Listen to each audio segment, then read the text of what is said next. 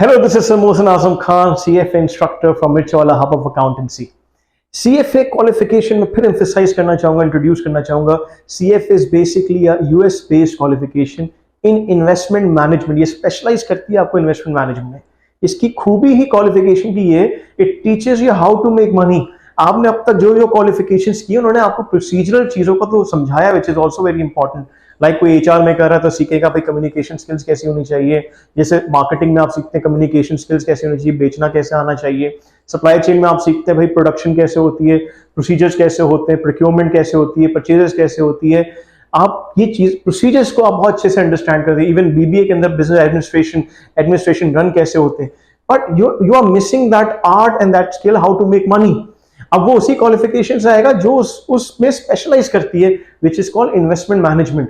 CFA investment management में specialise करती है.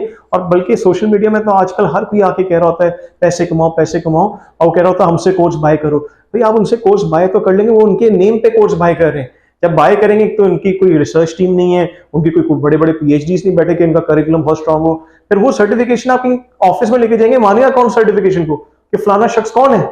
CFA ग्लोबल इदारा है, USA बेस्ड इदारा है, इंस्टीट्यूट है जो सर्टिफिकेशन प्रोवाइड करते हैं. मेरी नहीं है, ये ग्लोबल इदारे सर्टिफिकेशन है जिसकी रिकग्निशन पूरे ग्लोब में है. मिडिल ईस्ट कंट्रीज होगी, वेस्टर्न कंट्रीज होगी, ईस्टर्न कंट्रीज होगी. तो इसमें आप वो स्किल्स सीख रहे होंगे. उनकी रिसर्च टीम भी बहुत बड़ी होती है, PhDs हाई लेवल्स का कंटेंट होता है, यहां तक कि हार्वर्ड यूनिवर्सिटी में पढ़ाया जाता है. तो वो कंटेंट आप हासिल कर रहे होगे. अब सर कंटेंट क्या होगा इसके अंदर? सर आप सीखेंगे सारी इन्वेस्टमेंट्स कि डिफरेंट टाइप्स ऑफ इन्वेस्टमेंट्स क्या होती हैं, स्टॉक मार्केट्स कैसे काम करती हैं, रियल एस्टेट मार्केट्स कैसे काम करती है, ऊपर कैसे चढ़ाई होती है उनकी, प्राइसेस कैसे चढ़ती हैं, नीचे कैसे जाती हैं प्राइसेस, उसकी डायनामिक्स समझेंगे, वैल्यूएशन करने का सही तरीका समझेंगे कि आप बेवकूफ ना बन सकें. थर्ड, इसके अंदर एनालिटिकल टूल समझेंगे आप, financial reporting analysis, financial statement analysis, economics समझेंगे इसके अंदर.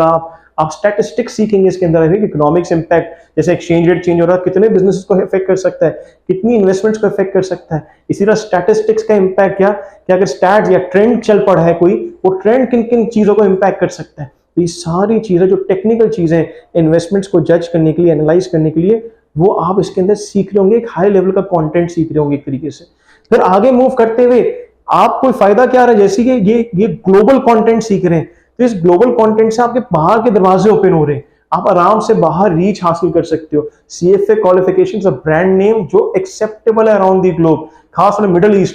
इसमें खूबी ये कि सिर्फ chartered holders 180,000 globally chartered holders हैं जिन्होंने पूरा किया हुआ CFA, और पाकिस्तान में सिर्फ 500 है, जिसमें एक मैं भी हूं उसके अंदर शामिल. सिर्फ 500. इसका मतलब पाकिस्तान के अंदर अवेयरनेस कम है लोगों को इस क्वालिफिकेशन के बारे में.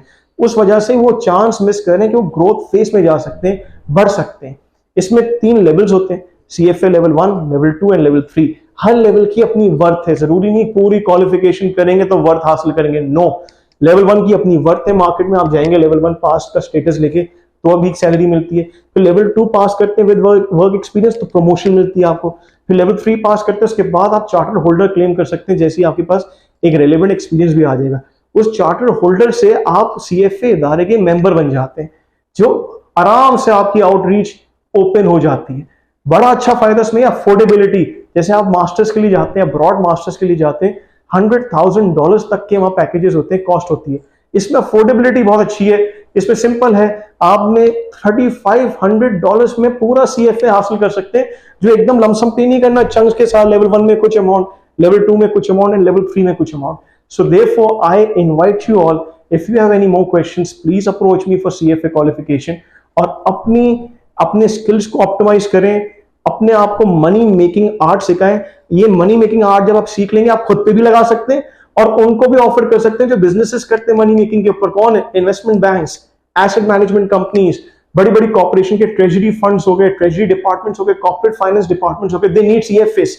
साथ साथ अपने आप पे भी काम कर सकते हो, फ्रीलांस कर सकते हो, अपनी सर्विस कंसल्टेंसी प्रोवाइड कर सकते हो, इसको एडवाइजरी कहते हैं, फाइनेंशियल एडवाइजरी प्रोवाइड कर सकते हो, किसी और को हेल्प कर सकते हो, उसका पोर्टफोलियो मेंटेन करो इन्वेस्टमेंट्स का, उसको पैसे बना के दो और उसमें कुछ प्रॉफिट खुद भी रखो. So I invite you all, if you have any more questions please approach me. मैं आपके साथ मजीद डिटेल्स भी इसकी फॉरवर्ड करूंगा.